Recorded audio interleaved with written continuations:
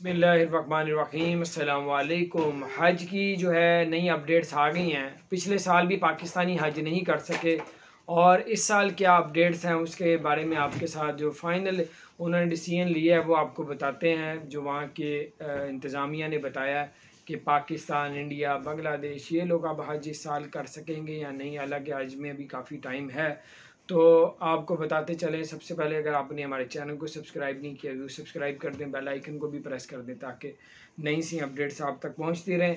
और इस साल भी जो है उन्होंने बताया कि पाकिस्तानी हाजी नहीं कर सकेंगे।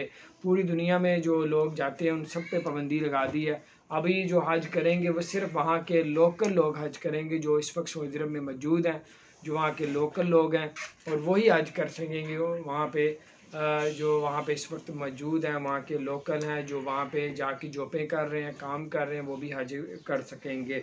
लेकिन जो है इसमें जो तादाद होगी हाजियों की वो 60,000 तादाद होगी।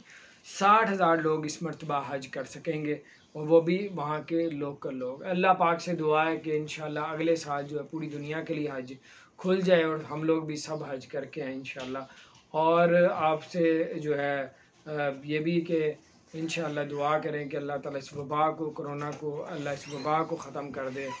और बेशक हम इंसानों की गुनाह करने की वजह से हमारे ऊपर बुरा वक्त आता है। हम अल्लाह ताला से तौबा करते हैं, माफ़ी मांगते हैं। आप भी मांगें, सब मांगें, अल्लाह से तौबा करें।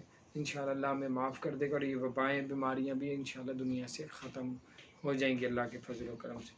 दूसरा ये कि दुबई ने जो एमिरेट्स एयरलाइन है ज़िम्बाब्वे पे भी पाबंदी लगा दी। अब ज़िम्बाब्वे में भी दुबई से नहीं जा सकेंगे। ये बड़ी अपडेट्स आ रही हैं, मैंने कहा आपके साथ शेयर करूँ। अपना ख्याल रखें, चैनल को सब्सक्राइब नहीं किया तो सब्सक्राइब कर दें, बेल आइकन प्रेस कर दें ताकि नई सी अपडेट्स आप तक